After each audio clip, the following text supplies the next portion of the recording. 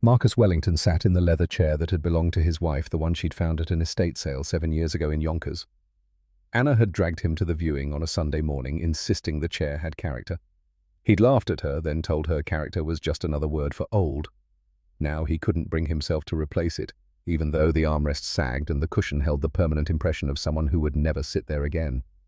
The photograph in his hands showed Anna at their wedding, her smile so wide it seemed impossible that a human face could contain that much joy.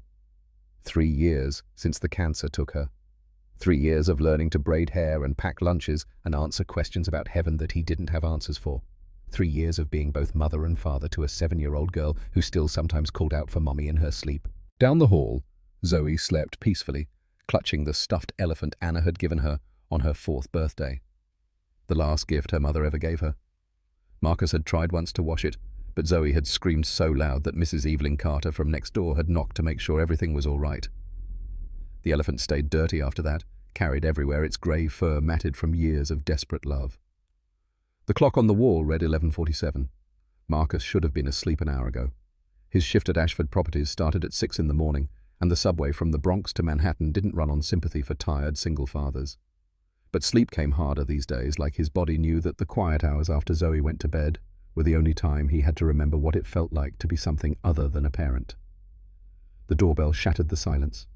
Marcus set down the photograph, his body going rigid. Nobody rang doorbells in this building at midnight unless something had gone wrong. A fire.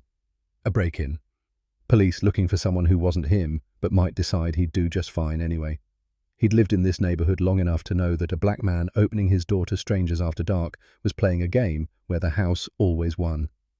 The bell rang again, more insistent this time. Marcus moved to the door, checking the peephole first. The woman on the other side stood with her shoulders hunched, her designer coat wrinkled in a way that suggested she'd been wearing it for too many hours. He recognized her immediately. Victoria Ashford, CEO of the company where he spent his days fixing air conditioning units and replacing broken elevator cables. The woman who signed the paychecks that kept his daughter fed and his rent paid. Every instinct told him to pretend he wasn't home. Whatever brought Victoria Ashford to his door at midnight couldn't be good news. But she looked up at the peephole as if she knew he was there, and her eyes held something he'd seen in his own mirror too many times to ignore. Desperation. Marcus opened the door. Her voice came out raw, like she'd been crying for hours. "Mr. Wellington, I'm sorry. I didn't know where else to go."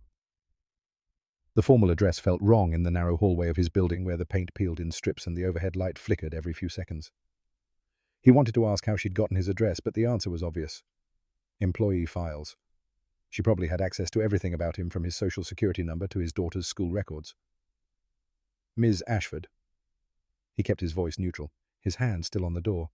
"It's late. I know. I know how this looks." She glanced down the hallway as if checking for witnesses. "Can I come in? Please, just for a few minutes." Every piece of wisdom Marcus had accumulated in 36 years of being a black man in America told him this was a mistake. A white woman. His boss. In his apartment. At midnight.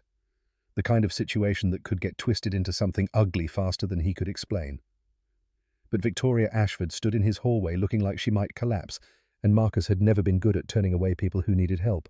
He stepped aside. Victoria walked into his living room and stopped taking in the modest furniture and the children's drawings taped to the refrigerator in the kitchen beyond. Her gaze lingered on the toys scattered in a basket by the couch, the kind of chaos that came from a child who was loved, but not micromanaged. "You have a daughter?" It wasn't a question. Marcus closed the door but didn't lock it. "Zoe. She's 7. Victoria nodded, as if this confirmed something she'd already known. She probably did know. Employee files would list dependents. Emergency contacts. Everything an employer needed to understand exactly how much leverage they had over a person's life. She sat down on the couch without being invited, her movements mechanical. Marcus remained standing, positioning himself between her and the hallway that led to Zoe's room. Old habits. Anna used to tease him about it, the way he always put himself between his family and potential danger, even when the danger was just a door-to-door salesman or a neighbor asking to borrow sugar. Victoria pulled a folder from her purse and set it on the coffee table. The leather case looked expensive, the kind of thing that cost more than Marcus's monthly rent. She didn't open it immediately. Instead, she stared at it like it might contain a bomb. 4 years ago, my car broke down on the highway near Queens. Her voice had steadied, taking on the controlled tone of someone forcing themselves through a prepared speech. You stopped to help. Do you remember? Marcus remembered. A summer evening, him driving home from a double-shift Victoria's BMW, smoking on the shoulder of the road. He'd pulled over despite knowing it was risky, despite the voice in his head that sounded like his father telling him that helping white women on the side of the road was how black men ended up in jail. But she'd looked scared, and Marcus had never been able to walk past fear without trying to fix it. I called a tow truck. He kept his tone flat, unsure where this was going. Waited until they arrived. You refused money. I tried to give you $200. Victoria looked up at him, and Marcus saw that her eyes were red-rimmed, exhausted. You told me to pay it forward instead. Seemed like the right thing to do. I thought about that a lot over the years. Victoria finally opened the folder, pulling out a stack of papers. When my father died 2 months ago, I remembered you, the man who helped a stranger and didn't want anything in return. I thought... She stopped, her hands shaking slightly. I thought maybe you'd help me again. Marcus didn't sit down, didn't move closer. The space between them felt important, like a boundary he needed to maintain. What kind of help? Victoria spread the papers across his coffee table. Legal documents heavy with the kind of language that existed to intimidate people who couldn't afford lawyers. Marcus caught words like inheritance and beneficiary and biological child. His stomach tightened. My father left everything to me. The company, the properties, everything he built over 40 years. Victoria's voice cracked. But there's a condition. I have to have a biological child with a legal father on record before my 35th birthday. If I don't, my cousin Donovan inherits everything. Marcus's first thought was that this sounded like something from a movie, the kind of plot that only existed in fiction, written by people who'd never had to worry about real problems. His second thought was darker, more familiar. This woman had come to his apartment at midnight to ask him for something, and whatever it was, he already knew he wasn't going to like it. When's your birthday? April 3rd, 11 months from now. Victoria pulled another document from the folder, this one printed on expensive letterhead. I can offer you $500,000 to be listed as the father on the birth certificate. You wouldn't have to do anything else. No responsibilities, no obligations. Just a signature and a sample for the fertility clinic. The number sat in the room like a weight. $500,000. Enough to move Zoe out of this building where the elevator broke twice a month and the walls were thin enough to hear Mr. Patterson's television at 3 a.m. Enough to pay for college without student loans. Enough to stop lying awake at night doing math in his head, calculating whether he could afford new shoes for Zoe, or if he could make her old ones last another month. Enough to make him hate himself for even considering it. Marcus's voice came out harder than he'd intended. You think I'm the kind of man who sells his children? Victoria flinched. No. God, no. I'm not asking you to sell anything. The child would be mine.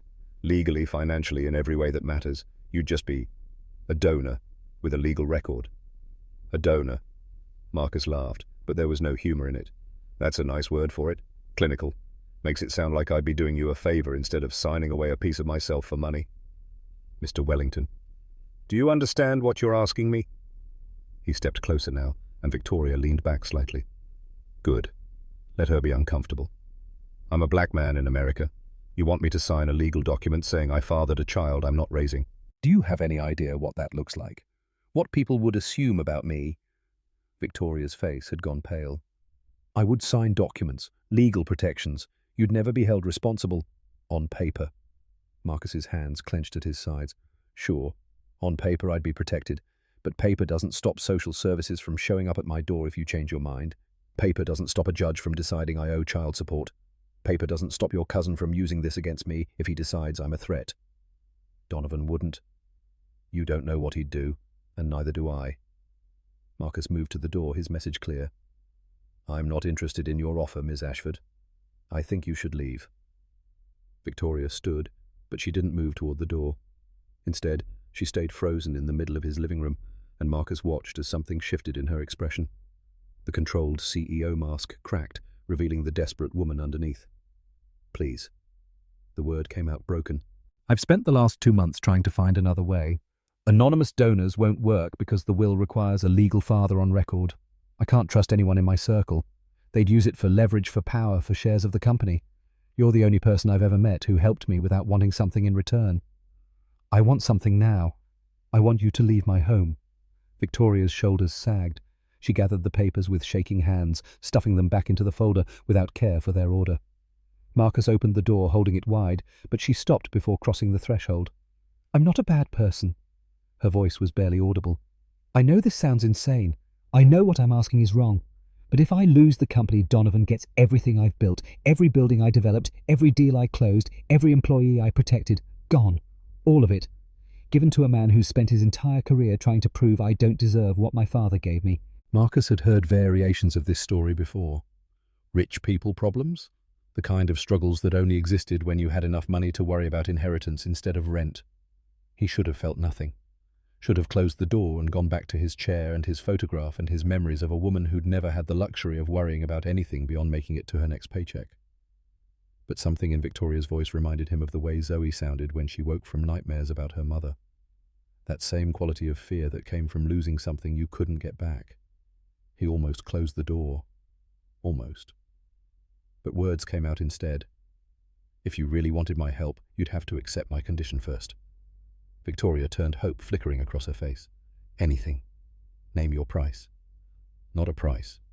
Marcus met her gaze, making sure she understood the weight of what he was about to say. "You'd move in here, with me and my daughter. 3 months." The silence that followed felt dense enough to touch. Victoria's voice came out strangled. "You're joking." "I'm not." Marcus crossed his arms. "You want me to bring a child into this world, fine. But I won't do it for a woman who thinks a baby is a business transaction. You want my help, you live here. You learn what it means to be part of a family. A real family, not some arrangement on paper. You want me to live here, in this—" Victoria caught herself, but not fast enough. The judgment had already crossed her face, quick and instinctive. "In this apartment." Marcus finished for her, his voice cold. "Yes. In this building in the Bronx where people work for a living and take the subway and don't have housekeepers to clean up after them. You want a child. You're going to learn what it takes to raise one. You're going to eat breakfast with us every morning. You're going to help with homework and dishes and laundry. You're going to understand that children aren't accessories you can hire people to manage." Victoria stared at him like he'd suggested she move to Mars. "For 3 months. 3 months. After that, if you still want to go through with this, we'll talk." Marcus's jaw tightened. "But I won't bring a child into this world just to have its mother disappear. My daughter already lost her mother. I won't create another child who grows up wondering why they weren't worth staying for." The mention of Zoe seemed to cut through Victoria's shock. She glanced down the hallway toward the bedrooms, and something in her expression softened. "Your wife. I'm sorry. I didn't know." "No reason you would." Marcus kept his voice level. "But now you do. So if you want my help, those are my terms. Not negotiable." Victoria looked around the small living room again, and Marcus could see her mind working, calculating, trying to find another option. But he knew what she'd already admitted. There wasn't another option. She'd come to him because she'd exhausted every other possibility. This was her last move, and they both knew it. 3 months. Victoria's voice had gone quiet.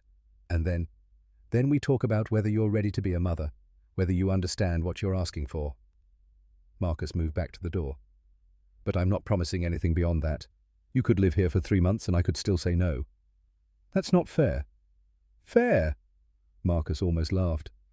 "Ms. Ashford, you came to my home at midnight and asked me to sign away parental rights to a child that doesn't exist yet. You offered me money like I'm something you can buy, and you think I'm being unfair by asking you to understand what family means before I agree to create one with you." Victoria's face had gone red, whether from anger or embarrassment Marcus couldn't tell. "I have a company to run. I can't just abandon my responsibilities." "Then we're done here." Marcus held the door wider. "Find someone else to sell you what you want." The hallway beyond stretched dark and empty. Marcus could hear Mr. Patterson's television through the wall, could smell Mrs. Carter's cooking from earlier in the evening. The building settled around them with the familiar creaks of old bones adjusting to the night. Victoria stood at the threshold between his world and hers, and Marcus knew the exact moment she made her decision. Her shoulders dropped. Her perfectly manicured hands relaxed at her sides. The CEO mask slipped away entirely, leaving behind someone who looked exhausted and scared, and very, very alone. "Okay." The word came out barely above a whisper. 3 months. I accept your condition." Marcus studied her face, looking for deception or calculation. He found only resignation. "You can work from here. I'm not asking you to quit your job. But you eat with us. You help with the household. You participate." "I understand." And Zoe doesn't know about any of this. As far as she's concerned, you're a guest who's staying with us. If I hear you mention any of this arrangement to her, you leave immediately. Clear? Clear. Marcus stepped back, letting her fully into the apartment. There's a couch in the living room. I'll get you a blanket and pillow. You can start tomorrow. Victoria nodded, still looking shell-shocked. She set her purse down on the coffee table with careful precision, as if afraid that moving too quickly might shatter whatever fragile agreement they'd just reached. Thank you. I know this is... Don't. Marcus cut her off. Don't thank me yet. You might hate me in a week. He went to the closet and pulled out a spare blanket one Anna had bought from Target 3 years ago. The fabric had faded from too many washes, but it was clean and warm. He brought it back to Victoria along with a pillow that had seen better days. Victoria took them with the careful handling of someone who'd never had to use spare bedding before. Mr. Wellington, I just want you to know... Marcus, he interrupted again. If you're going to live here, you can't keep calling me Mr. Wellington. It's Marcus. Marcus. She tested the name like it was unfamiliar. I'm Victoria, not Ms. Ashford. I know who you are. Marcus moved toward the hallway. Bathroom's the second door on the left. We get up at 6. Zoe has school at 8, so breakfast is at 6:30. Don't be late. He left her standing in the living room with her expensive purse and her expensive clothes and her $500,000 offer that he'd turned into something she clearly hadn't expected. Marcus closed his bedroom door and sat on the edge of his bed, his hands shaking slightly with the adrenaline of what he'd just done. In 3 months, he might regret this. In 3 months, he might look back on this night and wonder what kind of fool invites his CEO to move into his 2-bedroom apartment. But Anna had always said that everyone deserved a chance to understand what love looked like when it didn't come with conditions. Maybe Victoria Ashford needed that lesson. Maybe they all did. Marcus lay back on his bed, staring at the ceiling where the paint was starting to yellow. From the living room, he heard Victoria moving around quietly, trying not to disturb anyone. The sounds were unfamiliar wrong. This space had been his and Zoe's for 3 years, their sanctuary, their world. Now Victoria Ashford was in it, and everything was about to change. The alarm went off at 5:45, pulling Marcus from a sleep that had been more restless than restful. He'd dreamed of Anna, of her laughing at him for bringing home a stray CEO like other people brought home puppies. He could almost hear her voice, always picking up broken things, trying to fix them. One day, you're going to pick up something too broken to fix, and then what Marcus showered and dressed in the work clothes that were identical to every other day, jeans, steel-toed boots, a company shirt with his name embroidered over the pocket. When he emerged from his room, Victoria was already awake, sitting on the couch with her phone in her hands. She'd changed into clothes that were still obviously expensive, but at least looked like something a person might sleep in. Her hair was pulled back, her face scrubbed clean of makeup. Without all the polish, she looked younger, more vulnerable. Morning. Marcus kept his voice low, mindful of Zoe still sleeping. Coffee. Victoria nodded, setting her phone aside. Marcus moved to the kitchen and started the ancient coffee maker that Anna had bought at a yard sale 6 years ago. It made terrible coffee, weak and bitter, but replacing it felt like another piece of her he'd be giving up. The machine hissed and gurgled. Victoria appeared in the kitchen doorway, hovering like she wasn't sure if she was allowed to cross the threshold. Marcus poured 2 cups and handed her one. She took a sip and couldn't quite hide her grimace. It's bad, I know. Marcus leaned against the counter. Anna always said if I wanted good coffee I should learn to make it myself. I never did. Anna was your wife? Yeah. Marcus stared into his mug. Cancer. 3 years ago. Zoe was 4. Victoria's hands tightened around her cup. I'm sorry. I can't imagine... No. Marcus met her eyes. You probably can't, and that's okay. You don't have to. The silence stretched between them, broken by the sound of small feet padding down the hallway. Zoe appeared in her pajamas, her hair a wild tangle around her face, the stuffed elephant dragging behind her. She stopped when she saw Victoria, her eyes going wide. Daddy, who's that? Marcus set down his coffee and moved to his daughter, lifting her into his arms with the practiced ease of 3 years of solo parenting. This is Ms. Victoria. She's going to be staying with us for a while. Zoe studied Victoria with the unfiltered curiosity of a 7-year-old. Are you Daddy's new girlfriend? Victoria's face went red. Marcus fought back a smile. No, baby. Ms. Victoria is a guest. She needs a place to stay, so we're helping her out. Oh. Zoe seemed satisfied with this explanation. She wriggled out of Marcus's arms and approached Victoria with the fearlessness of a child who'd never learned to be afraid of strangers. "Do you like elephants?" Victoria blinked, clearly not expecting the question. Yes, I suppose I do." "This is Mr. Snuggles." Zoe held up the worn stuffed animal. "Mummy gave him to me. He's my best friend." Something flickered across Victoria's face, too quick for Marcus to identify. She knelt down to Zoe's level, and Marcus noticed the way her expensive pajamas dragged on his kitchen floor. "He looks like a very good friend." "He is," Zoe beamed. "Do you have a best friend?" Victoria hesitated, and in that pause Marcus saw something that looked like loneliness. "Not really. I'm usually too busy for friends." Zoe's face scrunched up in the way it did when she was trying to understand something that didn't make sense. "That's sad. Everyone needs friends." "You're right." Victoria's voice had gone soft. "Everyone does." Marcus cleared his throat. "Zoe, go get dressed for school. Ms. Victoria and I need to make breakfast." Zoe ran back down the hallway, Mr. Snuggles bouncing against her side. Marcus turned to Victoria, who was still kneeling on the kitchen floor, looking like someone had just punched her in the stomach. "You okay?" Victoria stood slowly. "She's sweet." "Yeah." Marcus pulled eggs from the refrigerator. "She is, and she's been through enough. So whatever happens between us, whatever arrangement we have, she doesn't get hurt. Understood?" "Understood." Marcus handed Victoria a spatula. "You know how to make scrambled eggs?" Victoria took the utensil like it might bite her. "I've seen it done." "Watching isn't the same as doing." Marcus cracked eggs into a bowl. "Watch me first. Then you try." He demonstrated whisking the eggs with practiced efficiency, adding a splash of milk and a pinch of salt. Victoria watched with the intensity of someone taking notes for a test. When Marcus poured the mixture into the pan, she leaned in closer, studying his technique. "It's just eggs." Marcus kept his voice neutral. "Not rocket science. For you, maybe." Victoria's tone held no defensiveness, just statement of fact. "I haven't cooked in, I don't know, years. I have people who do this." "Well, here you don't have people, you have yourself.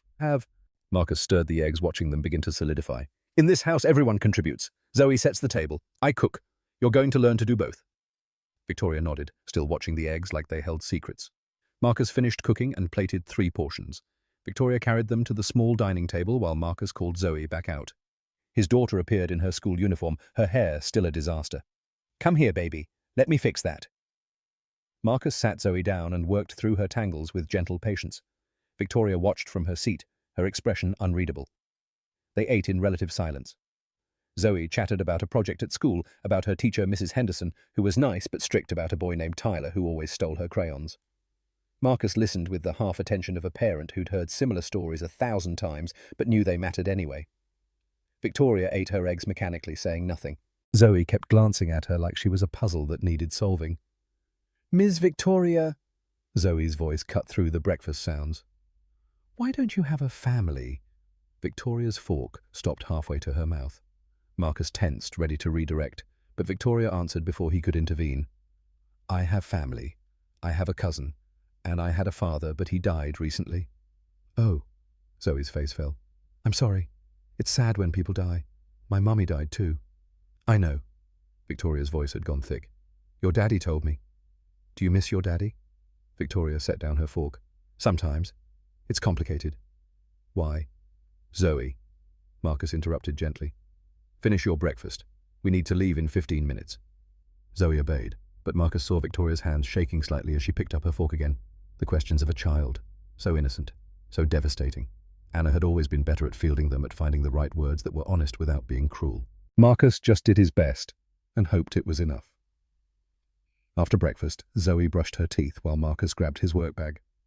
Victoria stood uncertainly in the living room, looking like she wasn't sure what to do with herself. "There's a spare key in the kitchen drawer." Marcus pulled on his jacket. "Second from the left. You can come and go as you need to. Just be back by 6 for dinner." "What about Zoe?" "After school. Mrs. Carter next door picks her up and watches her until I get home." Marcus checked his wallet. "I work until 3 most days. Sometimes later if there's an emergency." Victoria nodded, processing the logistics. "Is there anything I should do while you're gone?" Marcus considered. "The apartment could use cleaning. Bathroom especially. Supplies are under the sink. He saw Victoria's face pale slightly, but she didn't argue. Progress. Marcus called for Zoe, who came running with her backpack bouncing against her shoulders. She stopped in front of Victoria and smiled up at her. "Bye, Miss Victoria. I hope you have a good day." Victoria's expression softened. "You too, Zoe." Marcus and Zoe left the apartment, and Marcus heard the door click shut behind them. As they walked down the hallway toward the elevator, Zoe slipped her hand into his. "I like her, Daddy." "You just met her baby." "I know, but she seems lonely, like she needs friends." Zoe squeezed his hand. "Can we be her friends?" Marcus looked down at his daughter at the open trust in her face, the instinct to help that he'd tried so hard to cultivate. Anna would have been proud. "We can try, baby. We can try." The elevator arrived, its doors grinding open with the familiar screech of machinery that needed maintenance nobody could afford. Marcus and Zoe stepped inside, and as they descended toward the lobby, Marcus wondered what Victoria was doing in his apartment. Whether she was already regretting her decision. Whether she'd still be there when he got home. The day at work passed in its usual rhythm of broken equipment and frustrated tenants. Marcus fixed a jammed elevator on the 14th floor, replaced a faulty thermostat in the executive suite, and spent 2 hours diagnosing a water pressure problem that turned out to be a simple clog. Normal. Familiar. The kind of work that let his mind drift while his hands stayed busy. He thought about Victoria alone in his apartment, about what she might be discovering in the bathroom cabinet and the kitchen drawers, about whether she'd actually clean or just spend the day on her phone pretending to fulfill his requirements while waiting for him to give up on this insane experiment. At 2:30, Marcus's phone buzzed. A text from an unknown number. "Is it normal for the bathroom sink to make a whistling sound when you turn on the hot water?" Marcus almost smiled. He typed back, "Yes, it's been doing that for 6 months. Just turn the handle slower." 3 dots appeared, disappeared, appeared again. Finally, "Okay. Thank you." Marcus pocketed his phone and returned to work, but something in his chest had loosened. She was still there, still trying. At 3:15, Marcus clocked out and caught the subway home. The train was packed with the usual afternoon crowd, students with headphones, workers with tired eyes, mothers with strollers navigating the narrow aisles. Marcus found a seat near the back and let the rhythm of the tracks pull him into a half-doze. His phone buzzed again. This time, Mrs. Carter. "Zoe's asking if Miss Victoria can come over to play. I told her I'd check with you first. Everything okay?" Marcus stared at the message. Zoe had been with Mrs. Carter for less than an hour and was already trying to recruit Victoria for playtime. He typed back, "Everything's fine. Ms. Victoria is a guest staying with us for a while. If she wants to come over, that's okay, Mrs." Carter's response came quickly. "Understood. Zoe's excited to have someone new around. It's good for her." The train lurched to a stop at Marcus's station. He climbed the stairs to street level and walked the 3 blocks to his building, his mind already cataloguing everything that needed to be done before dinner. Laundry, dishes from this morning, figure out what to cook that wouldn't taste terrible. He unlocked the apartment door and stopped. The living room was spotless. The toys that had been scattered in the basket were now organized by type. The coffee table gleamed. The couch cushions had been straightened and the throw blankets folded with military precision. Marcus could smell cleaning solution sharp and chemical. Victoria emerged from the kitchen, her expensive clothes replaced with sweatpants and a t-shirt that looked borrowed from someone else's life. Her hair was pulled back in a messy ponytail and her hands were red from scrubbing. "I hope this is okay." Her voice carried uncertainty. "I didn't want to move anything important, but the place needed—" She stopped, seeming to realize how that sounded. "I mean, I wanted to help." Marcus set down his bag and looked around again. 3 years of accumulated mess, temporarily erased. He should have felt grateful. Instead, he felt exposed, like Victoria had seen too much of his failure to keep his life together. "It's fine." Marcus moved past her into the kitchen. The dishes had been washed and put away. The counters sparkled. Even the coffee maker had been scrubbed clean, though it would make the same terrible coffee tomorrow. "You didn't have to do all this." "I know. But I didn't know what else to do with myself." Victoria leaned against the doorframe. "And I figured if I'm going to live here, I should contribute." Marcus opened the refrigerator, taking inventory of what he could make for dinner. Chicken, rice, some vegetables that were approaching their expiration date. Nothing exciting, but it would work. "Mrs. Carter texted, said Zoe wanted you to come over." Victoria's face shifted, something that might have been pleasure crossing her features. "She did. I went over for a little while. We coloured. She's very good at staying in the lines. The image of Victoria Ashford, CEO of a billion-dollar company, sitting on Mrs. Carter's worn carpet coloring with his daughter felt surreal. Marcus pulled out the chicken and set it on the counter. "Did you have fun?" Victoria considered the question like it was a trap. "I think so. I'm not sure I remember what fun feels like." The honesty in that statement hit harder than Marcus expected.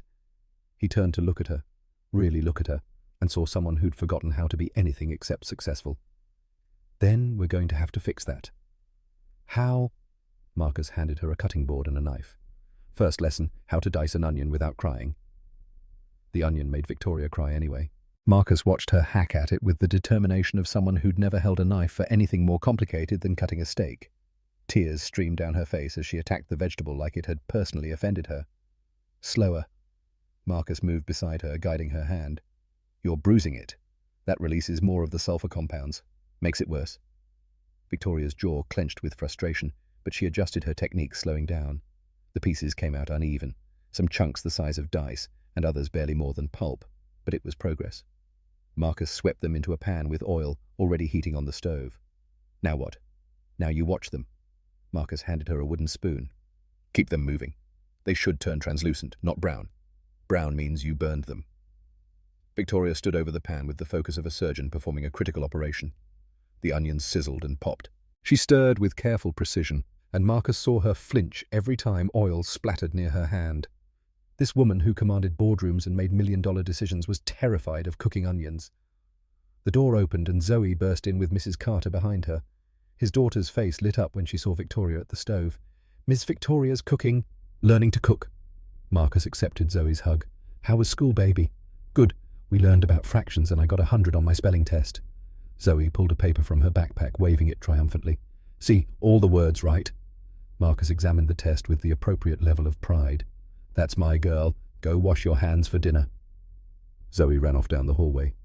Mrs. Carter lingered in the doorway, her eyes moving between Marcus and Victoria with poorly concealed curiosity.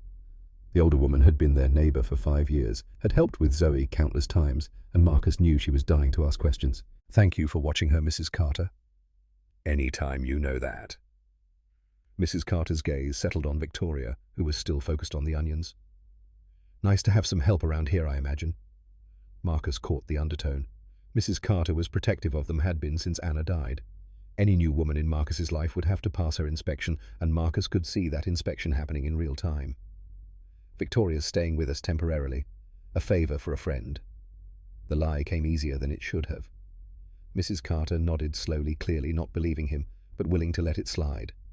"Well, if you need anything, you know where to find me." After she left, Victoria glanced over her shoulder. "She doesn't trust me. She doesn't know you."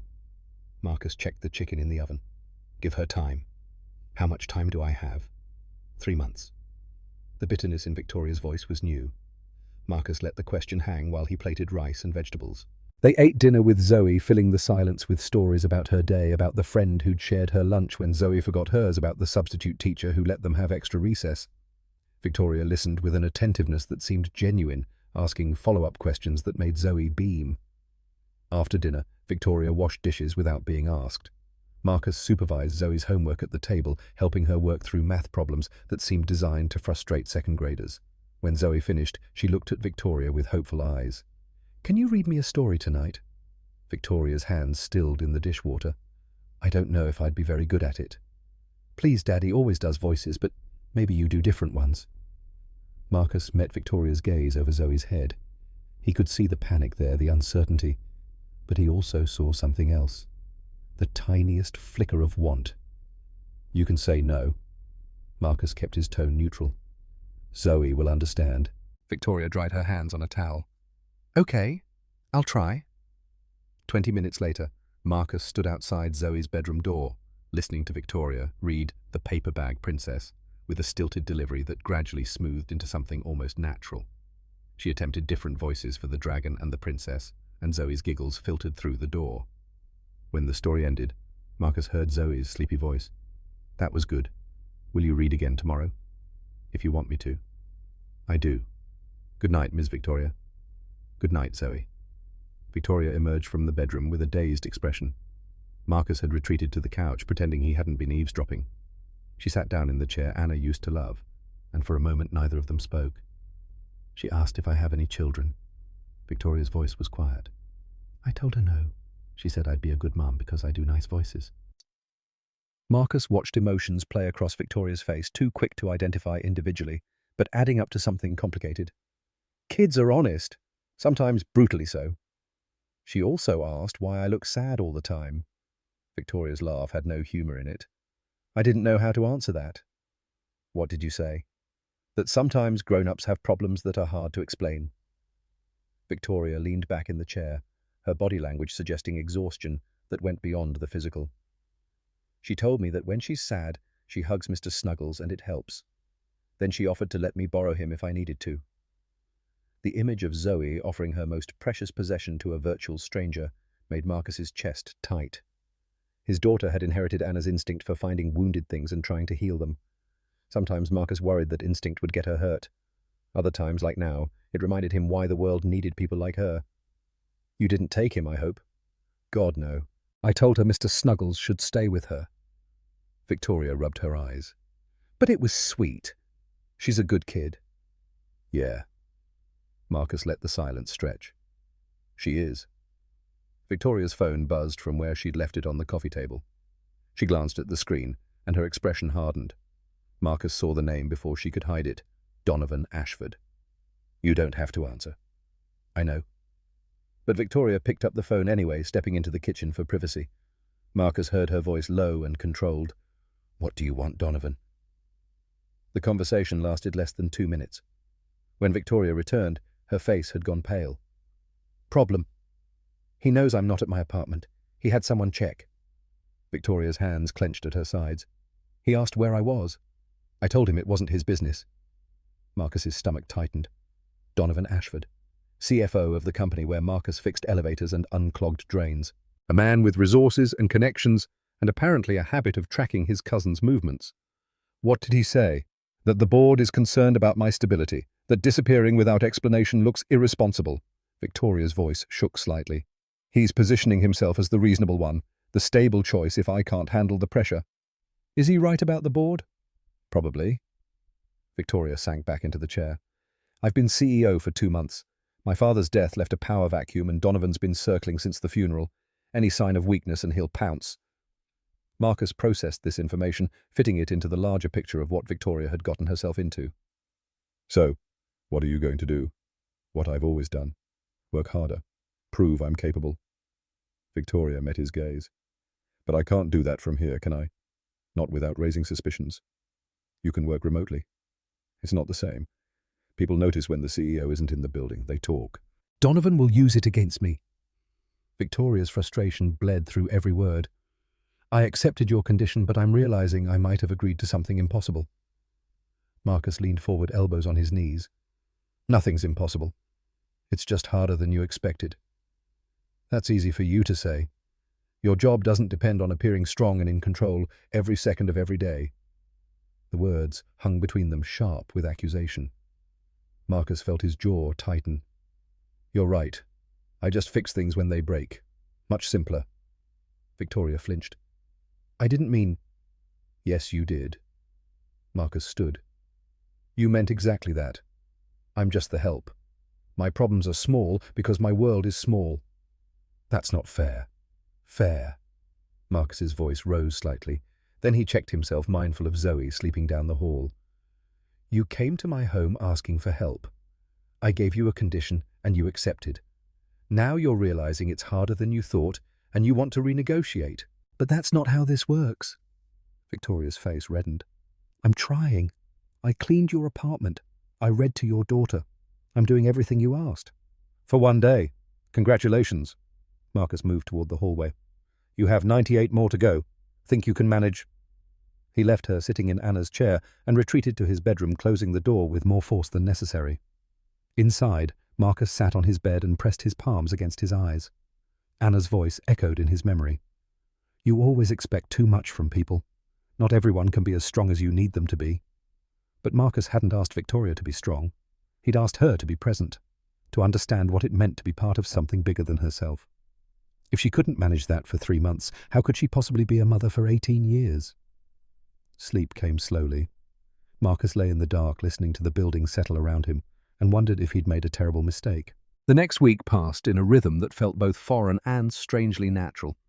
Victoria was gone most days, leaving before Marcus and Zoe woke up and returning just in time for dinner. She kept her promise about participating, but Marcus could see the strain in her shoulders, the exhaustion in her eyes. Running a company while living in the Bronx was taking its toll. On Thursday evening, Marcus arrived home to find Victoria and Zoe in the kitchen attempting to make cookies. Flour dusted the counters and Victoria's face. Zoe was covered head to toe in chocolate chips. "Daddy, we're baking." Marcus surveyed the disaster zone. "I can see that." Victoria looked up from the mixing bowl with something that might have been embarrassment. The recipe said it was easy. Recipes lie. Marcus washed his hands. "What went wrong?" "I think I added too much flour. Or not enough butter. Or both." Victoria gestured helplessly at the dough, which had the consistency of cement. "Zoe wanted cookies, and I thought, how hard could it be?" Marcus examined the mixture. Definitely too much flour. Possibly also too much salt based on the container sitting open on the counter. "This batch is gone. We start over." For the next hour, Marcus walked Victoria through the process, while Zoe offered enthusiastic but unhelpful commentary. Victoria's second attempt came out better, the dough actually resembling something edible. When they pulled the first tray from the oven, the cookies were lopsided and slightly burned on the edges, but Zoe declared them the best cookies ever made. Victoria ate one with an expression of pure surprise. "These are actually good." "Don't sound so shocked." Marcus tried one himself. "Decent. Not great, but decent." "You made them." "With a lot of supervision." "That's how people learn." Marcus started cleaning the flour explosion. "Nobody's born knowing how to bake." Victoria grabbed a dishcloth and joined him. They worked in silence, falling into a pattern they'd developed over the past week. Zoe sat at the table eating cookies and chattering about her upcoming school play. Something about pilgrims and Native Americans that made Marcus wince at the historical inaccuracy. Later, after Zoe went to bed, Victoria lingered in the living room instead of retreating to her makeshift bedroom. Marcus had pulled out his laptop to review some maintenance schedules for work. Victoria scrolled through her phone with the glazed expression of someone reading emails they didn't want to read. "Donovan's pushing for a board meeting." She spoke without looking up. "Wants to discuss the company's direction." "When?" "Next week, Tuesday." Victoria set down her phone. "He's going to question my leadership. Suggest that I'm not focused, not committed." Marcus saved his work and closed the laptop. "Are you, what, focused, committed?" Marcus met her gaze. "You've been running yourself into the ground trying to do everything. Be CEO, live here, learn to be part of a family. Something's got to give." Victoria's expression hardened. "Nothing gives. I make it work." By sleeping 4 hours a night and drinking coffee like it's water. Marcus had noticed the exhaustion the way Victoria moved through the apartment like a ghost. "That's not sustainable." "I don't have a choice." "Everyone has choices." Marcus leaned back against the couch. "You're just afraid to make the hard ones." Victoria stood abruptly. "You don't understand. If I show any weakness, Donovan wins. He gets the company, gets everything my father built, and I'm left with nothing." "You think money and power are everything?" Says the man who's never had to worry about losing either. Victoria's voice had gone cold. "Easy to be philosophical when you're not the one with something on the line." Marcus felt the anger rise in his chest, hot and sharp. "I lost my wife, I'm raising a daughter alone in a city that looks at me like a threat every time I walk down the street. Don't tell me I don't know what it means to have something on the line." The words came out harder than he'd intended, but Marcus didn't take them back. Victoria stared at him, her face pale, and for a moment he thought she might leave. Just pack her things and walk out and never come back. Instead, she sat back down. "You're right. I'm sorry. That was unfair." The apology surprised him. Marcus had expected defensiveness, justification, not surrender. "You're under a lot of pressure. I get that. It doesn't excuse what I said." Victoria's hands twisted in her lap. "My father used to tell me that people who complain about their problems are just looking for excuses to fail. I learned not to complain, but I also learned not to see anyone else's problems as real." Marcus absorbed this, fitting it into what he knew about Victoria's life. A father who measured worth in assets and achievements. A mother who'd disappeared from her story without explanation. A woman who'd built her entire identity around being strong enough, good enough, valuable enough to deserve the space she took up in the world. "Your father sounds like he was hard on you."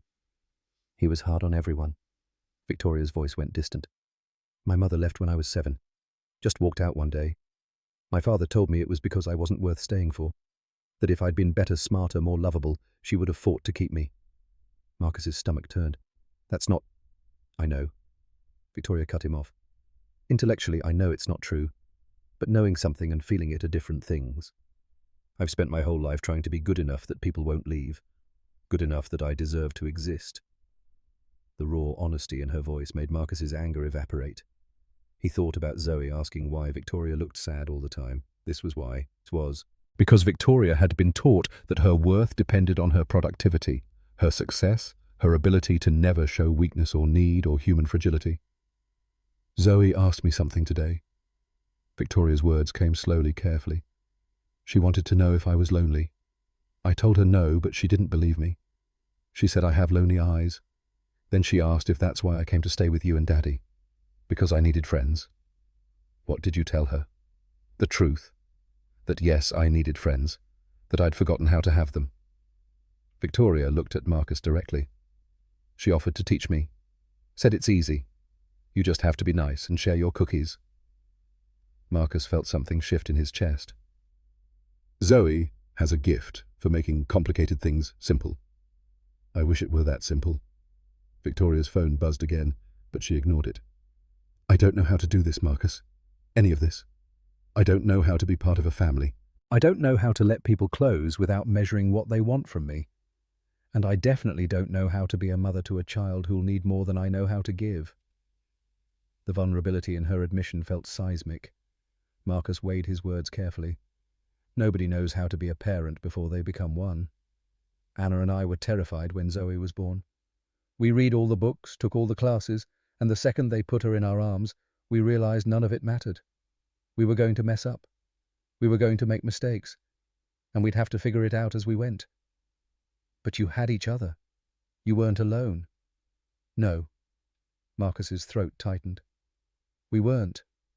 But then Anna died, and I was alone, and I had to figure out how to be enough for Zoe when I didn't feel like enough for myself. Victoria watched him with an expression Marcus couldn't quite read. How did you do it? I showed up. Every day, even when I didn't want to. Even when I felt like I was failing. I just kept showing up. Marcus ran a hand over his face. That's all parenting is, really. Showing up. Being present. Letting them know that whatever happens, you're not going anywhere. The weight of those words settled between them. Victoria's eyes had gone bright, though, whether from tears or something else Marcus couldn't tell. She opened her mouth to respond, but her phone buzzed again, more insistently this time. This time she looked at it, and Marcus saw her expression change. What is it? Victoria's hands had started shaking. There's someone outside, watching the building. Marcus moved to the window, careful to stay to the side so he couldn't be seen from the street. A dark sedan sat across from the entrance engine running. As Marcus watched, a man in the driver's seat raised a camera and snapped several photos of the building. You recognize him? No, but I recognize the tactic. Victoria's voice had gone flat. Donovan's having me followed. Marcus's mind raced through implications. A private investigator photographing Victoria going in and out of his building. The optics of a CEO living in the Bronx with a male employee. The ammunition it would give Donovan in his campaign to undermine her. But more than that, Marcus thought about Zoe, about her safety, about what it meant that someone was surveilling their home. You need to handle this. Marcus's tone left no room for argument. Tonight. Victoria nodded, already dialing. Marcus couldn't hear the other end of the conversation, but he caught enough of Victoria's side to understand she was calling her lawyer. The call lasted 10 minutes. When Victoria hung up, some of the shake had left her hands. He's sending someone to identify the investigator, get license plate information, build a case for harassment if we need it. Victoria moved to the window, staring down at the sedan. This is escalating faster than I expected. Donovan's scared. Marcus stayed back from the window. You wouldn't be worth following if you weren't a threat. A threat living in secret with her employee. That's the story he'll tell. Victoria's jaw clenched. I've given him exactly what he needed to destroy me. Marcus wanted to argue, but she wasn't wrong. The optics were terrible. A CEO disappearing to the Bronx, living with a subordinate hiding from the board. It didn't matter that nothing inappropriate was happening. Perception would be enough. Then you go to the board first. Marcus moved away from the window. Control the narrative. And tell them what That I'm living here because I made a deal with you that I need your help to fulfill my father's insane will." Victoria laughed bitterly. "That's so much better. You tell them you're doing community outreach, getting perspective on the lives of your employees, understanding the challenges they face." Marcus was improvising, but the idea had merit. Ashford Properties develops low-income housing, right? What better way to understand your market than to live in it? Victoria stared at him.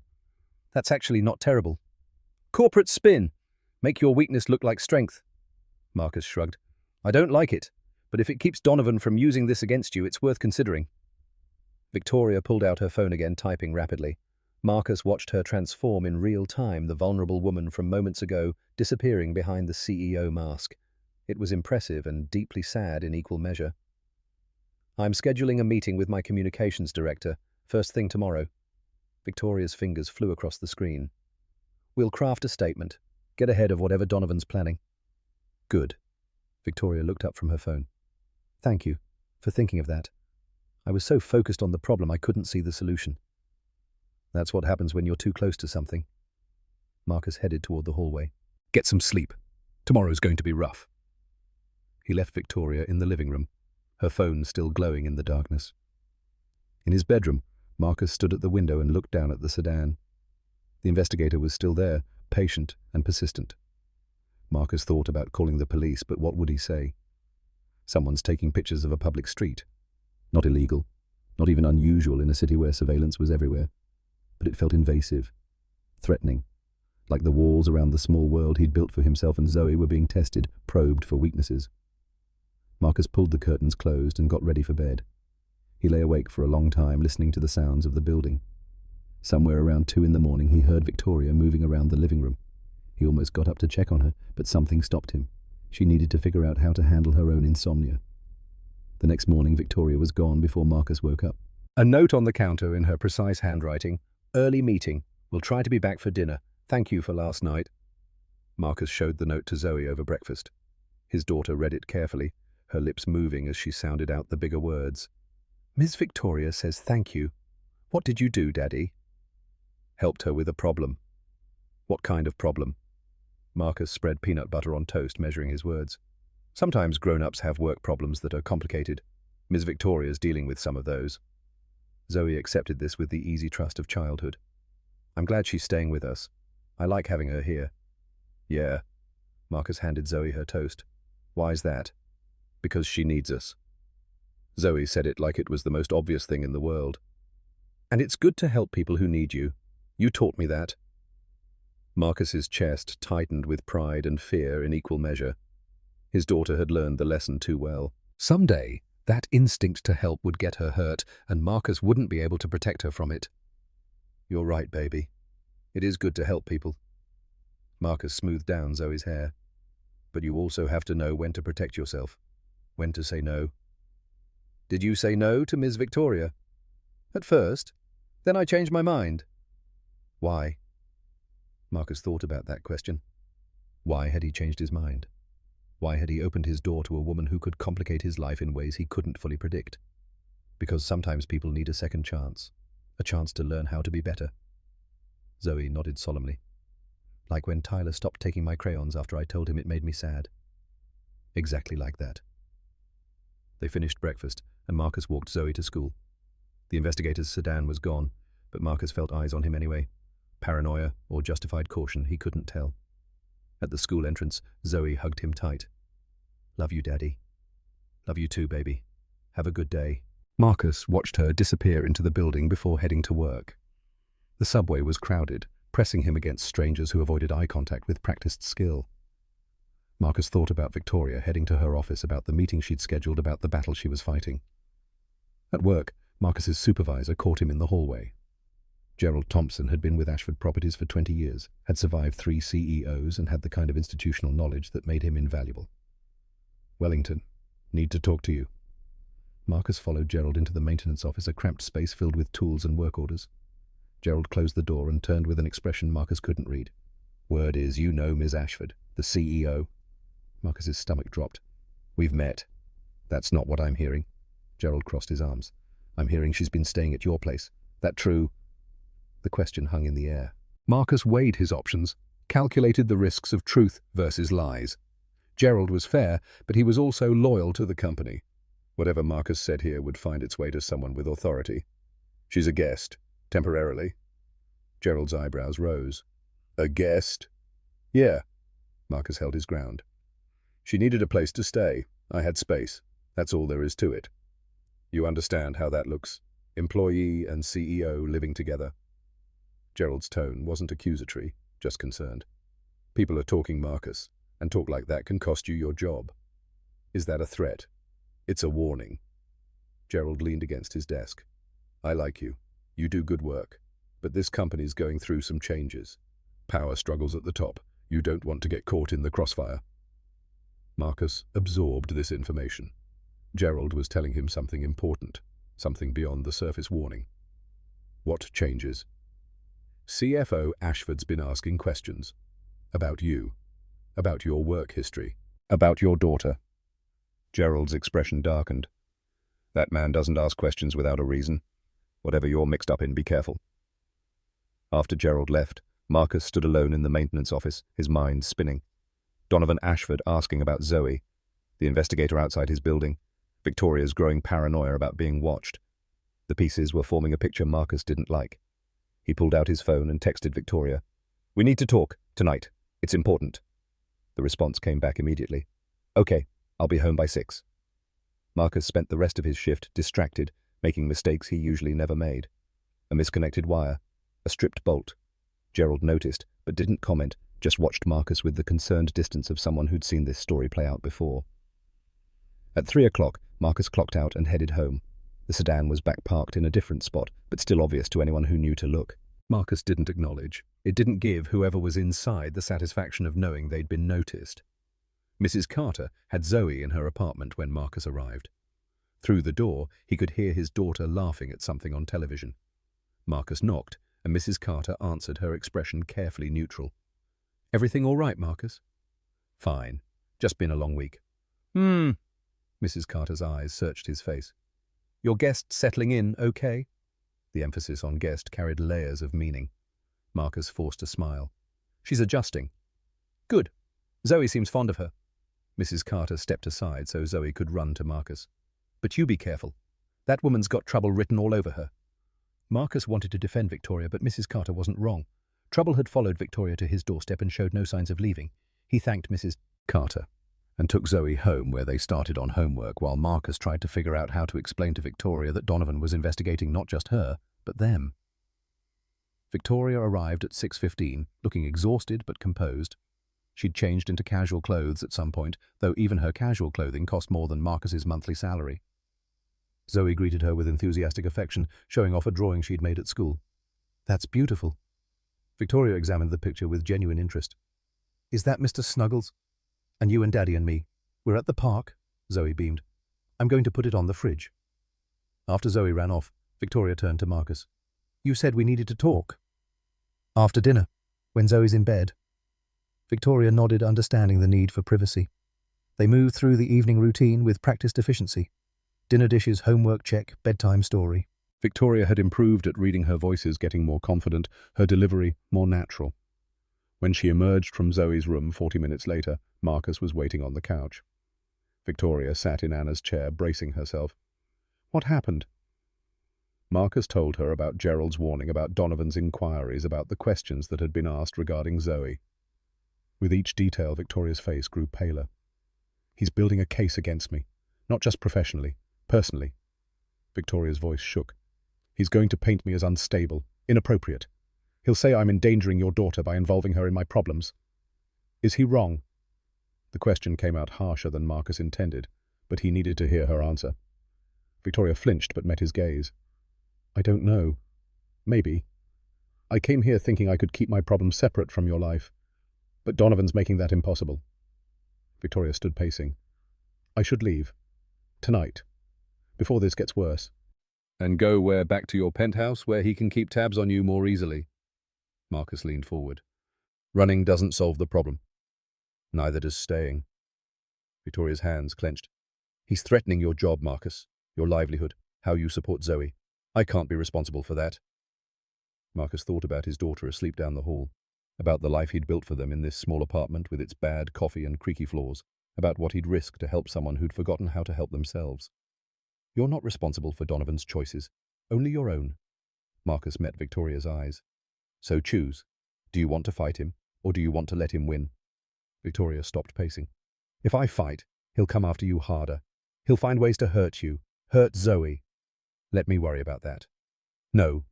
Victoria's voice turned sharp. "You don't get to decide what risks I take with your family. That's not fair." "Life isn't fair, but you already knew that." Marcus stood. "Here's what I know. You came here asking for help. I gave you a condition and you accepted. 3 months. We're 3 weeks in. You want to quit now, that's your choice. But don't do it because you're scared. Do it because you genuinely believe running is the right answer." Victoria stared at him, emotions warring across her face. Fear, anger, something that might have been hope. "I don't want to run." "Then don't. But I also can't stay if it puts Zoe at risk." Marcus considered this. "Tomorrow I'll talk to a lawyer. Make sure there's no legitimate way Donovan can use this situation against me legally. You'll do the same on your end. We'll figure out the risks and make a plan. And if the risks are too high, then we'll deal with that when we know for sure." Marcus moved toward the hallway. "But we don't make decisions based on fear of what might happen. We make them based on what we know is true." Victoria nodded slowly, some of the tension leaving her shoulders. "Okay. We talk to lawyers. We make a plan." "Good." Marcus paused at his bedroom door. "And Victoria, whatever happens, we're in this together now. You're not alone anymore." The words seemed to hit her like a physical blow. Victoria's eyes went bright with unshed tears, and for a moment Marcus thought she might break down entirely. But she held herself together, nodding once before retreating to the living room. Marcus closed his bedroom door and sat on his bed wondering what he'd just committed himself to. A battle with a powerful man who had resources Marcus couldn't match. A risk to his job and his family's security. All for a woman he barely knew who was trying to learn how to be human again. Anna would have done the same thing. She'd always believed that everyone deserved a chance to become better than they were. Marcus just hoped that belief wouldn't cost him everything he had left. The lawyer Marcus found worked out of a cramped office in Harlem, 3 floors above a bodega that sold lottery tickets and cheap beer. Raymond Hayes had handled Anna's will 3 years ago, charging rates Marcus could actually afford while still doing competent work. The man looked exactly as Marcus remembered, 50s greying at the temples, with the kind of face that had seen too much to be surprised by anything. Raymond listened to Marcus's explanation with no visible reaction, taking notes on a yellow legal pad. When Marcus finished, Raymond set down his pen and leaned back in his chair.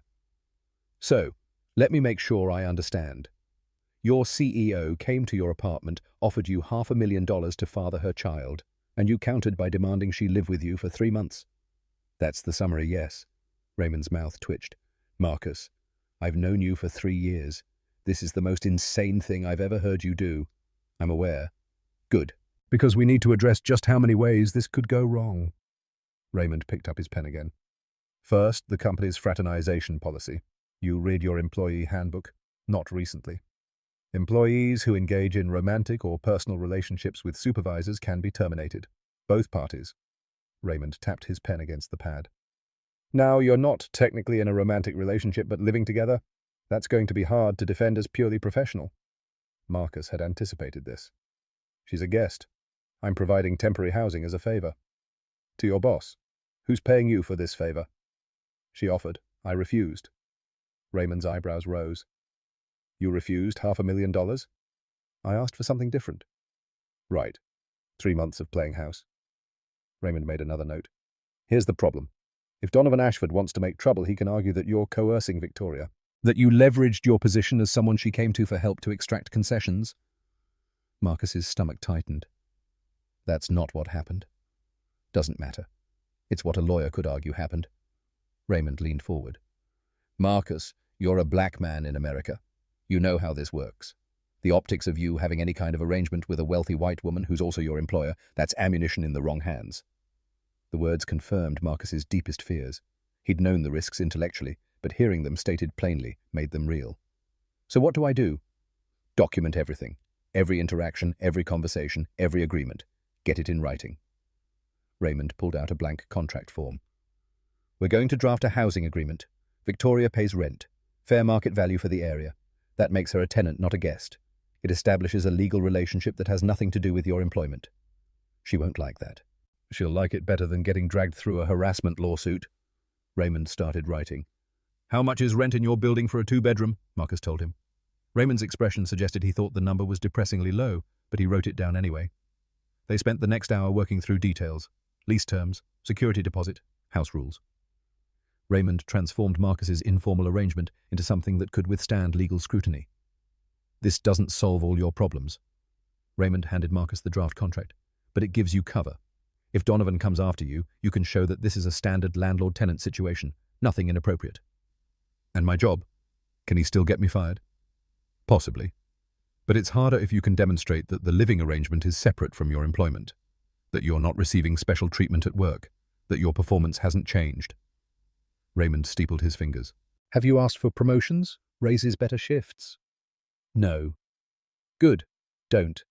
Maintain complete separation between your personal and professional lives. Let Victoria's behavior speak for itself. If she's treating you the same as any other employee, Donovan doesn't have grounds to claim favoritism. Marcus folded the contract and put it in his jacket pocket. Thank you. Don't thank me yet. This is a band-aid on a bullet wound. Raymond's expression turned serious. Marcus, I'm going to be straight with you. What you're doing is dangerous. Not just legally, personally. You're inviting chaos into your life and Zoe's life. You sure this is worth it? Marcus thought about Victoria reading to Zoe, her voice gaining confidence with each story, about the way she'd cried after Zoe offered to lend her Mr. Snuggles, about the woman who was learning that her worth wasn't measured in quarterly earnings and board approvals. I'm sure, Raymond sighed. Then be careful. And call me if anything changes. Marcus left the office and took the subway downtown to Ashford Properties. Victoria had texted him an address earlier, a coffee shop near the office where she could meet during her lunch break. Marcus found her in a corner booth, laptop open, looking like she hadn't slept in days. She glanced up when Marcus slid into the seat across from her. How'd it go? Marcus pulled out the contract. My lawyer drafted this. It's a rental agreement. You pay me fair market rent for staying in my apartment. Makes you a tenant legally. Creates separation between the living situation and our work relationship. Victoria scanned the document, her business brain clearly cataloguing every clause. This is smart. Protects both of us. That's the idea. How much do I owe you for the lawyer? Nothing. He's a friend. Victoria's jaw tightened. Marcus, I can't keep letting you absorb costs for my problems. You're not. I needed legal advice. I got it. Marcus kept his voice level. Besides, you're about to start paying rent. That covers it.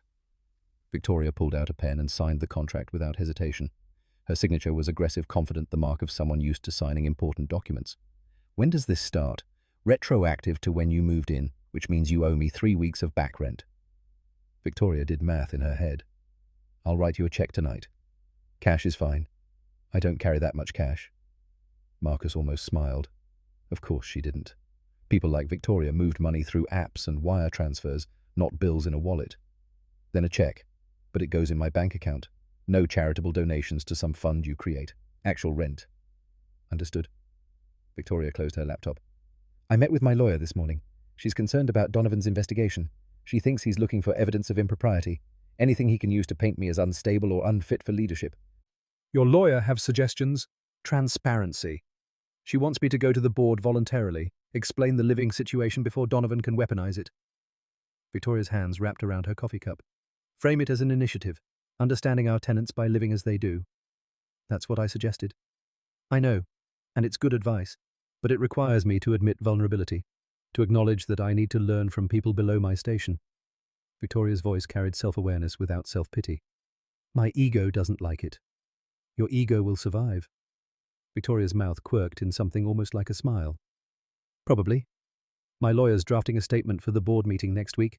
She'll spin it as bold leadership, innovative thinking, all the buzzwords that make executives feel good about themselves.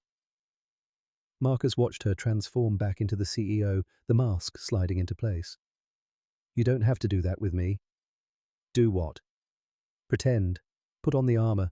Marcus leaned back against the booth. I've seen you make cookies with flour all over your face. I've heard you read princess stories with silly voices. You don't have to be the CEO right now. Victoria's hands stilled on her cup. For a moment, Marcus thought she might drop. The pretense might let him see the person underneath all the corporate polish. Instead, She checked her watch. I need to get back. Conference call in 20 minutes. Marcus recognized the deflection but didn't push. They were 3 weeks in. Victoria was learning, but slowly. He stood and left her in the coffee shop, returning to work where Gerald was waiting with a clipboard and a knowing expression. Heard you took a long lunch. Had an errand. That errand have anything to do with Ms. Ashford? Gerald didn't wait for an answer. Word of advice, Marcus. Whatever you're involved in, keep your head down. Do your work. Don't give anyone ammunition. Marcus took the clipboard and scanned the work orders. A broken HVAC system on the 30th floor. A stuck door in the parking garage. Routine problems with routine solutions. I always do my work. I know. That's the only reason I'm not more worried. Gerald walked with Marcus toward the elevator. But these corporate games, they chew up people like us and spit us out. You remember that. The warning stayed with Marcus through his afternoon shift. He fixed the HVAC system, finding a blown capacitor that would cost the company $1,000 to replace. He freed the stuck garage door, discovering that someone had tried to force it open rather than calling maintenance. Simple problems, clear solutions, not like the mess he'd made of his personal life. At 3 o'clock, Marcus got a call from Zoe's school. His daughter had gotten into a fight on the playground. Nothing serious, but the school needed him to come in and discuss it.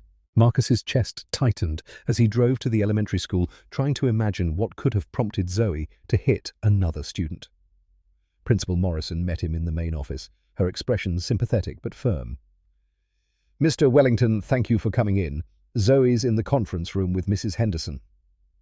Marcus followed Morrison to a small room where Zoe sat with red eyes and crossed arms. Her teacher, Mrs. Henderson, looked tired.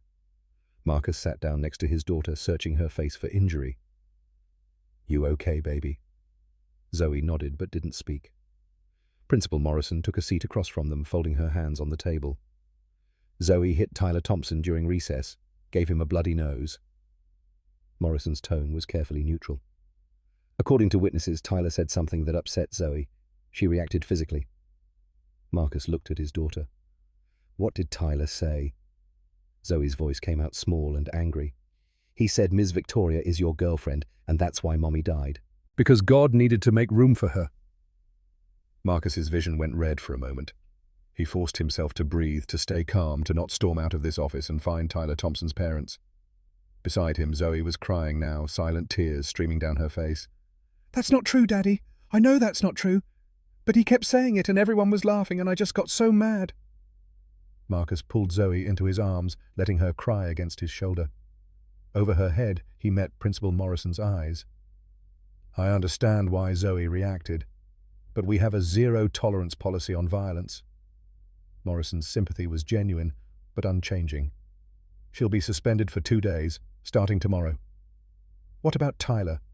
For what he said. Tyler will be disciplined for his words, but his punishment doesn't negate Zoe's actions. Morrison softened slightly. Mr. Wellington, I know you're going through changes at home. The students have noticed. Children talk. Sometimes they repeat things they hear from adults without understanding the harm. Marcus understood what Morrison wasn't saying. Tyler's parents had been gossiping, speculating about Marcus's relationship with Victoria. Their son had absorbed their words and weaponized them on the playground. And now Zoe was paying the price. We'll serve the suspension. Marcus's voice came out tight. It won't happen again. I hope not. Zoe's a good student. This is out of character for her. Morrison stood. Take the rest of the day. I'll email you the homework she'll miss. Marcus led Zoe out of the school, his hand protective on her shoulder. In the car, she stayed silent, staring out the window. Marcus drove home on autopilot, his mind spinning through implications. The gossip had reached Zoe's school, was reaching into her social circle, poisoning her world with adult complications she shouldn't have to navigate. At home, Victoria was already there, working at the kitchen table. She looked up when they entered, surprise crossing her face. You're home early. Marcus guided Zoe toward her bedroom. Go clean up, baby. We'll talk in a minute. After Zoe disappeared down the hall, Marcus turned to Victoria. We have a problem. He explained what had happened at school, watching Victoria's face go from confusion to horror to something that looked like guilt. When he finished, she stood and moved to the window, staring out at nothing. This is my fault. I brought this into her life. Tyler Thompson brought this into her life. His parents, who can't keep their mouths shut, brought this into her life. Marcus's anger was cold and controlled. But yes, This is happening because you're here. Victoria flinched. I should go. Where? Back to your penthouse, where Donovan can continue building his case, where you'll be alone with nobody to help you figure out how to be human. Marcus shook his head. Running doesn't fix this. Neither does staying if it hurts Zoe. Zoe hit a kid because that kid attacked her family. That's not wrong. The suspension is just the consequence. Marcus moved closer to Victoria. What's wrong is that people are talking, making assumptions, treating our lives like entertainment. Victoria's shoulders hunched. I don't know how to stop that. You can't, but you can control the narrative. Marcus pulled out his phone. Call your communications director. Move up the board announcement. Make it public before the gossip spreads further. Own this before someone else defines it for you. Victoria looked at him with something that might have been hope or might have been fear. If I announce publicly that I'm living in the Bronx as part of a community initiative, it'll draw even more attention, more scrutiny. Better than letting people create their own story. Marcus's voice gentled slightly. You taught me that. Control the narrative. Victoria pulled out her own phone fingers, hovering over the screen. Marcus saw her wrestling with the decision, weighing risks against benefits, calculating odds, the way she'd been trained to calculate everything. Finally, she made the call. Jennifer, it's Victoria. I need you to draft a press release. Tonight. I'm announcing a new company initiative. She paused, listening. No, it can't wait. I need this out by tomorrow morning. Marcus left her to handle the details and went to check on Zoe. His daughter was sitting on her bed. Mr. Snuggles clutched tight, her face still blotchy from crying. Am I in trouble? Marcus sat beside her, pulling her close. You're suspended from school. That's your punishment for hitting Tyler. But I'm not mad at you for defending our family. Mrs. Morrison said violence is never the answer. Mrs. Morrison's right. Violence shouldn't be the first answer. But sometimes people say things that hurt worse than punches. Marcus tilted Zoe's face up to meet his eyes. Tyler was wrong about Ms. Victoria, and he was wrong about Mommy. Your mother died because she got sick, not because of anything anyone did or didn't do. You understand? Zoe nodded. I know, but it still hurt when he said it. I know, baby. Words can hurt as much as anything physical. Marcus wiped a tear from her cheek. But next time someone says something mean, you come tell a teacher. You tell me. You don't hit. Even if they're being really mean. Even then. Because when you hit someone, you're letting them control you. You're giving them power over your actions. Marcus smoothed her hair back. You're stronger than that. You're better than that. Zoe leaned against him, and they sat in silence for a while. Finally, she whispered, Are people going to keep saying mean things about Ms. Victoria? Probably. People talk about things they don't understand. But we understand. We know she's nice and she's learning and she needs help. Zoe's voice carried the certainty of childhood. So it doesn't matter what other people think. Marcus wished he had that kind of certainty. Wished he could believe that doing the right thing was enough, that public opinion didn't matter, that protecting Victoria wouldn't cost him and Zoe more than they could afford. But he was an adult living in a world where perception shaped reality and gossip could destroy lives. You're right, baby. What matters is what we know to be true. Marcus kissed the top of her head. Now you're suspended for 2 days, which means you'll be home with me tomorrow and the next day. We'll do your homework together, and you'll write an apology letter to Tyler. But he started it, and you finished it. Both things can be true. Marcus stood. Come on, let's make dinner. They emerged from the bedroom to find Victoria still on the phone, her voice clipped and professional as she dictated terms to her communications team. Zoe went straight to her homework folder, while Marcus started pulling out ingredients for pasta. Simple. Familiar. Something he could make while his mind worked through bigger problems. Victoria hung up 20 minutes later, exhaustion written across every line of her body. It's done. The press release goes out tomorrow at 9 a.m. I'm announcing a 6-month community initiative where senior executives will spend time living in properties we manage, understanding tenant perspectives, improving company policy from the ground up. That's bigger than just you living here. It has to be. If it's just me, it looks like a stunt. But if it's a company-wide program, it's innovation. Victoria rubbed her temples. I'm making 3 other executives participate. They're not happy, but they'll do it. Marcus stirred pasta sauce, processing this information. So you're weaponizing my suggestion. I'm executing it at scale. That's different. Victoria moved into the kitchen, watching him work. Is Zoe okay?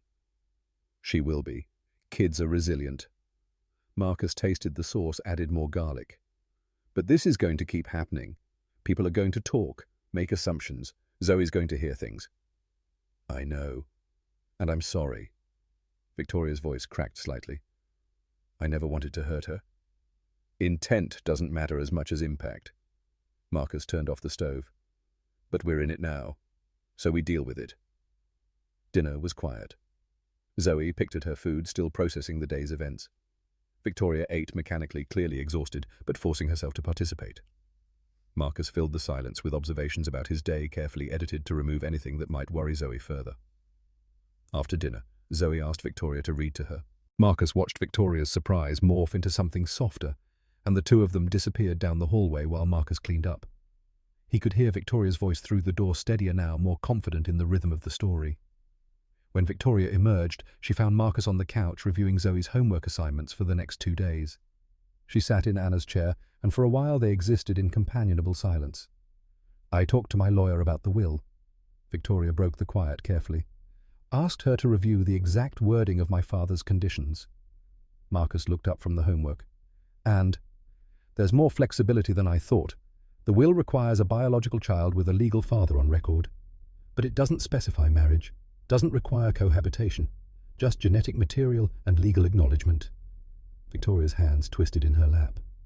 My lawyer thinks I could use a sperm donor and have you sign paperwork acknowledging paternity.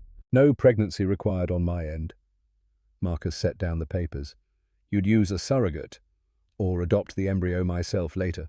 The point is, there might be a workaround, a way to satisfy the will's requirements without... She trailed off, unable to finish the sentence. Without having to pretend to be a family for 3 months.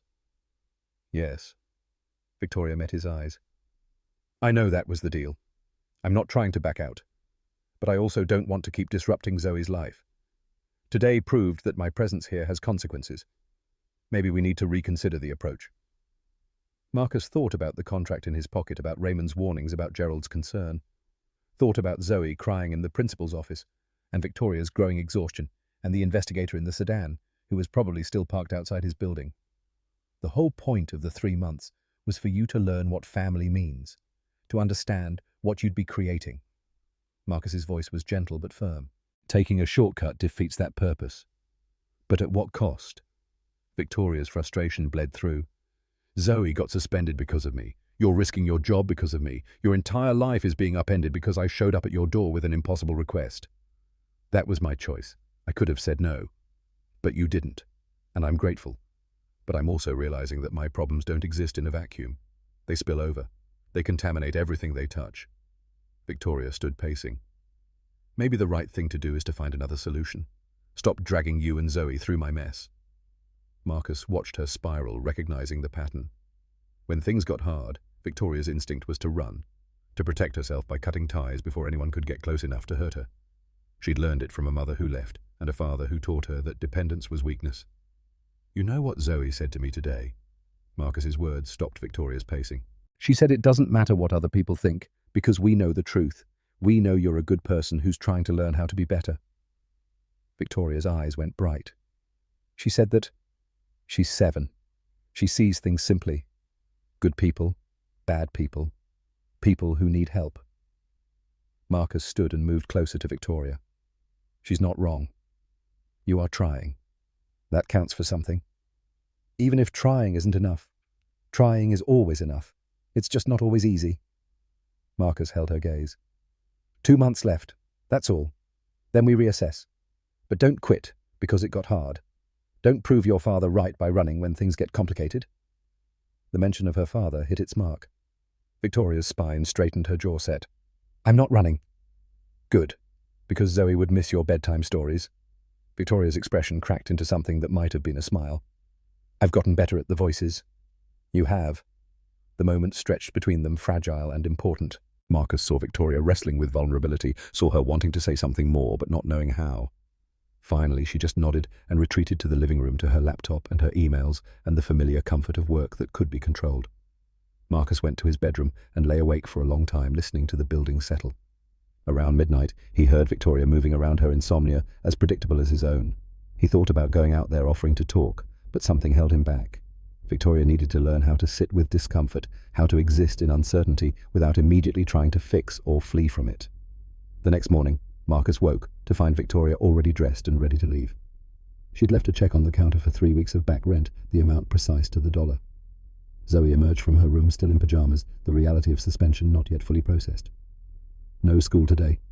No school. Marcus started breakfast. But we're still doing your homework, all of it.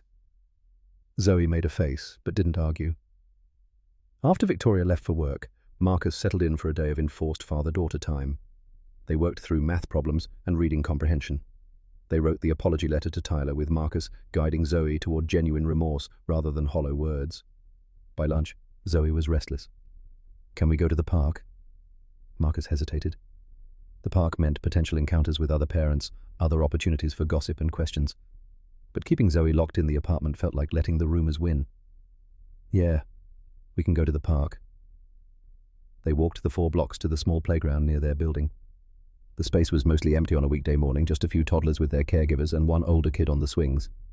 Zoe ran straight for the slide, her earlier mood temporarily forgotten. Marcus sat on a bench watching his daughter play, trying to remember the last time he'd done this without checking his phone or thinking about work or worrying about the future.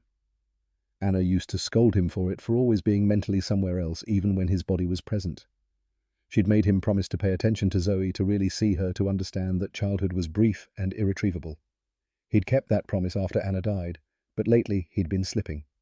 Too focused on Victoria's problems, on Donovan's threats, on managing the chaos that had invaded their quiet life. "Mr. Wellington." Marcus looked up to find a woman he vaguely recognized from school functions. Tyler Thompson's mother. His body tensed, automatically preparing for confrontation. "Mrs. Thompson?" She sat on the bench beside him, uninvited, but not unwelcome. "I heard about what happened. I wanted to apologize for Tyler. What he said was cruel and unacceptable." Marcus hadn't expected an apology. He studied her face, looking for insincerity, but found only genuine regret. "Kids repeat what they hear." The words came out more pointed than Marcus intended. Mrs. Thompson flinched. "You're right. Tyler heard his father and I talking. We were speculating about your situation. It was wrong of us, and wrong to do it where Tyler could hear." "What situation would that be?" "Your guest, the woman from the news." Mrs. Thompson pulled out her phone, showing Marcus a headline from that morning. "Ashford Properties CEO announces groundbreaking tenant initiative." Marcus scanned the article. Victoria's press release had made the business section. The story framed her decision to live in company-owned properties as bold leadership, with quotes from industry experts praising the innovative approach. There was a photo of Victoria looking professional and determined nothing about the exhausted woman who'd cried while reading to a 7-year-old. "So you know who she is?" "Everyone knows now. The press release went out this morning. There's a whole section about you, actually, about how you opened your home to help facilitate this initiative." Mrs. Thompson's expression shifted from apologetic to curious. "Is it true that she's really living with you to understand tenant perspectives?" Marcus weighed his response carefully. The official story was out there now, sealed in press releases and corporate statements. He could contradict it, tell Mrs. Thompson the messy truth, or he could stick to the narrative that protected both him and Victoria. "It's true. She's staying with me and my daughter temporarily, learning what it's like to live in the properties her company manages." Mrs. Thompson processed this. "That must be strange, having your boss live with you." "It's definitely different." Marcus kept his tone neutral. "But Zoe likes having her around, and I think Victoria's learning important things." "I'm sure she is." Mrs. Thompson stood. "Again, I'm sorry about Tyler. We've had a long talk about making assumptions and spreading rumors. It won't happen again." After she left, Marcus pulled out his phone and read the full article. Victoria had executed the communications strategy, perfectly transforming potential scandal into corporate innovation. The piece quoted the 3 other executives who'd be participating, all of them managing to sound enthusiastic about an assignment they'd probably been ordered to accept. There was a quote from Victoria near the end that made Marcus pause. "True leadership requires understanding the lives of everyone your decisions affect. I'm grateful to the Wellington family for welcoming me into their home and teaching me what that understanding looks like in practice." The Wellington family, as if they were a unit, a team. Marcus wasn't sure how he felt about being written into Victoria's official narrative, even if it protected them both. His phone buzzed. A text from Victoria. "Have you seen the news coverage?" Marcus replied. "Just read it. You're trending on LinkedIn." "Is that good or bad?" "Depends on what Donovan does with it." Three dots appeared and disappeared several times before Victoria's response came through. I'm about to find out. Board meeting in an hour. Marcus pocketed his phone and called Zoe over. They walked home slowly, his daughter chattering about the playground equipment and a butterfly she'd seen. Normal childhood observations that reminded Marcus why he'd agreed to any of this in the first place. Zoe deserved a childhood unburdened by adult complications. She deserved to talk about butterflies and swings and homework without navigating corporate politics and family secrets. But childhood wasn't a bubble he could maintain forever. The world would intrude whether Marcus wanted it to or not. The best he could do was teach Zoe how to navigate that intrusion with her integrity intact. At home, they made sandwiches for lunch and worked through more homework. Marcus's phone stayed mercifully quiet, but he found himself checking it compulsively anyway, waiting for news from Victoria, waiting for the other shoe to drop. It came at 3:30. A call from Gerald. Marcus, need you to come in, now. Zoe's suspended from school today. She's home with me. Bring her. This can't wait. Gerald's voice carried an urgency that made Marcus's chest tight. Donovan Ashford wants to see you. In his office. In 1 hour. Marcus's mind raced through possibilities, none of them good. What's this about? He wouldn't say. But Marcus, Gerald's voice dropped. Bring that rental agreement your lawyer drafted. You're going to need it.